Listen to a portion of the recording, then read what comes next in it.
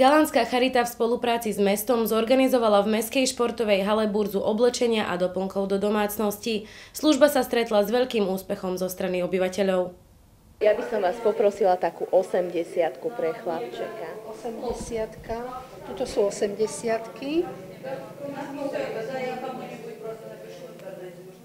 To je jak mikinka. Aj takto prebiehala burza šatstva, na ktorú so záujmom prichádzali obyvatelia Galanty s cieľom pomôcť sebe, ale aj druhým. Pomáham rôznym rodinám s takýmito maličkými deťmi a teraz mám také 2 rodiny, ktorým pomáham a keďže som ja motorizovaná, tak sme sa dohodli, že ja prídem, vyberiem im nejaké veci a vlastne akože posunieme. Ja mám na starosti tento úsek vlastne, je tu od 1 po 5 rokov, dievčenské aj chlapčenské vlastne.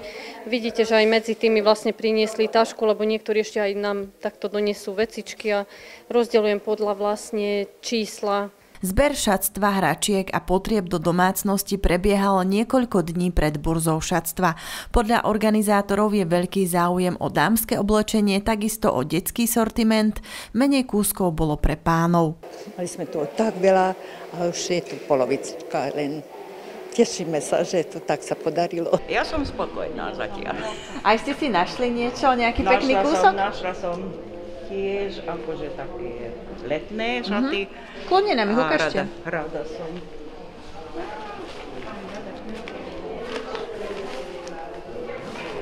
Ešte aj takým kabátikom. Také sakuje tomu potom.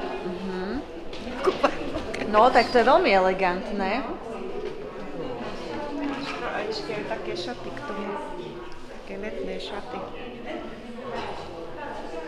Bezplatná burza oblečenia v réžii Galantskej charity prebiehala po druhýkrát. Najprv sa týmto spôsobom pomáhalo utečencom z Ukrajiny, teraz ľuďom v príjmovej chudobe. Zase nás milo prekvapili ľudia z Galanty, lebo sa rýchlo zmobilizovali a naozaj nám priniesli dosť vecí. A máme tu v podstate od bábetiek až po XXL všetko, čo potrebujeme.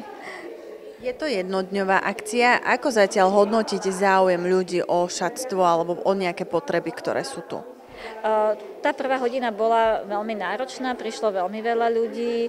Teraz je to už také pokojnejšie. Plánujete takéto akcie organizovať ešte častejšie?